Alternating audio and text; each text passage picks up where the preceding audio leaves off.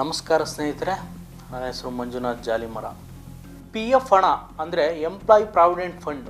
ಆ P F ಖಾತೆಯಿಂದ ಹಣವನ್ನು ತೆಗೆದುಕೊಳ್ಳುವ ನಿಯಮಗಳಲ್ಲಿ ಬದಲಾವಣೆಯನ್ನು ಮಾಡಲಾಗಿದೆ. ಆ ಬದಲಾವಣೆಗಳು ಏನು ಅನ್ನೋದನ್ನು ಒಂದೊಂದಾಗಿ ನೋಡ್ತಾ ಹೋಗೋಣ. ಪಿ ಎಫ್ ಖಾತೆಯಲ್ಲಿರುವ ಶೇಕಡ 100ರಷ್ಟು ಹಣವನ್ನು ಹಿಂಪಡೆಯುವುದಕ್ಕೆ ಅವಕಾಶ ಮಾಡಿಕೊಡಲಾಗಿದೆ.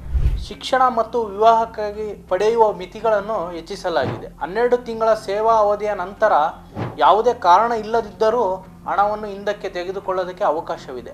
ಈ ಹೊಸ ನಿಯಮದಿಂದ ಸುಮಾರು 7 ಕೋಟಿ ಉದ್ಯೋಗಿಗಳಿಗೆ ಅನುಕೂಲ ಆಗಿದೆ.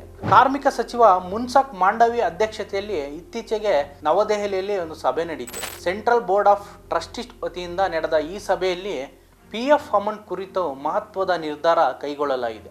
ಈ ಮೊದಲು ಇದ್ದ 13 ನಿಯಮಗಳನ್ನು ಈಗ ಅತ್ಯವಶ್ಯಕ ಅಗತ್ಯತೆಗಳು, ವಸತಿ ಅಗತ್ಯತೆಗಳು ಮತ್ತು ವಿಶೇಷ ಸಂದರ್ಭಗಳು ಎಂಬ 3 ವಿಭಾಗಗಳಾಗಿ ವಿಂಗಡಿಸಲಾಗಿದೆ. ಇದರ ಜೊತೆಗೆ ಕನಿಷ್ಠ ಸೇವಾ ಅವಧಿಯನ್ನು 12 ತಿಂಗಳಿಗೆ ಇಳಿಸಲಾಗಿದೆ, ಅಂದರೆ 1 ವರ್ಷಕ್ಕೆ ಇಳಿಸಲಾಗಿದೆ. ಹಣ ಪಡೆಯುವ ಪ್ರಕ್ರಿಯೆಯನ್ನು ಸುಲಭಗೊಳಿಸಬೇಕು ಅನ್ನೋ ಕಾರಣಕ್ಕೆ ಈ ಹಿಂದೆ ಇದ್ದ ಕಠಿಣ ನಿಯಮಗಳನ್ನು ಬದಲಿಸಲಾಗಿದೆ. ಆ ಬದಲಾವಣೆಗಳು ಏನು ಅಂತ ನೋಡೋದಾದರೆ, ಶಿಕ್ಷಣಕ್ಕಾಗಿ ಪಿ ಎಫ್ ಹಣವನ್ನು ಪಡೆಯಲು ಈಗ 10 ಬಾರಿ ಅವಕಾಶವಿದೆ. ಮದುವೆಗಾಗಿ ಹಣ ತೆಗೆದುಕೊಳ್ಳೋಕೆ 5 ಬಾರಿ ಅವಕಾಶ ನೀಡಲಾಗಿದೆ. ಈ ಮೊದಲು ಶಿಕ್ಷಣ ಮತ್ತು ಮದುವೆಗೆ ಕೇವಲ 3 ಬಾರಿ ಮಾತ್ರ ಹಣ ಹಿಂಪಡೆಯಲು ಸಾಧ್ಯವಿತ್ತು. ಈಗ ಆಗಿರೋ ನಿಯಮದ ಪ್ರಕಾರ ಪಿ ಎಫ್ ಖಾತೆಯಿಂದ ಹಣವನ್ನು ಹಿಂಪಡೆಯಲು ಕನಿಷ್ಠ ಸೇವಾ ಅವಧಿಯಿಂದ 12 ತಿಂಗಳಿಗೆ ಇಳಿಕೆ ಮಾಡೋದಾಗಿದೆ. ಮೊದಲು ಪಿ ಎಫ್ ಅಮೌಂಟ್ ಬೇಕಂದರೆ ಏನಾದರೂ ಕಾರಣಗಳನ್ನು ಕೊಡಬೇಕಿತ್ತು. ಆದರೆ ಇವಾಗ ಕಾರಣ ನೀಡದೆ ಹಣ ಪಡೆಯಲು ಅವಕಾಶ ಕೂಡ ಇದೆ. ವಿಶೇಷ ಸಂದರ್ಭಗಳು ಅಂದರೆ ಪ್ರಕೃತಿ ವಿಕೋಪ, ಕಾರ್ಖಾನೆ ಮುಚ್ಚಿದಾಗ, ನಿರಂತರ ನಿರುದ್ಯೋಗ, ಸಾಂಕ್ರಾಮಿಕ ರೋಗಗಳಂತಹ ಕಾರಣಗಳನ್ನು ನೀಡದೇ ಹಣವನ್ನು ಹಿಂಪಡೆಯಲು ಈಗ ಅವಕಾಶ ಇದೆ.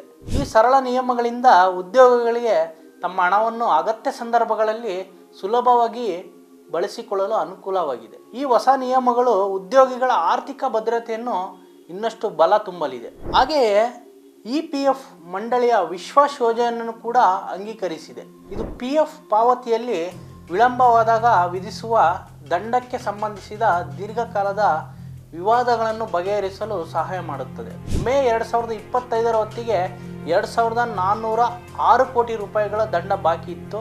ಸುಪ್ರೀಂ ಕೋರ್ಟ್, ಹೈಕೋರ್ಟ್ಗಳು ಸೇರಿದಂತೆ ವಿವಿಧ ನ್ಯಾಯಾಲಯಗಳಲ್ಲಿ 6000ಕ್ಕೂ ಹೆಚ್ಚು ಪ್ರಕರಣಗಳು ಬಾಕಿ ಉಳಿದಿದ್ದವು. ಹೊಸ ಯೋಜನೆ ಅಡಿಯಲ್ಲಿ ದಂಡವನ್ನು ತಿಂಗಳಿಗೆ ಶೇಕಡ 1ರಷ್ಟು ನಿಗದಿತ ದರಕ್ಕೆ ಇಳಿಸಲಾಗಿದೆ.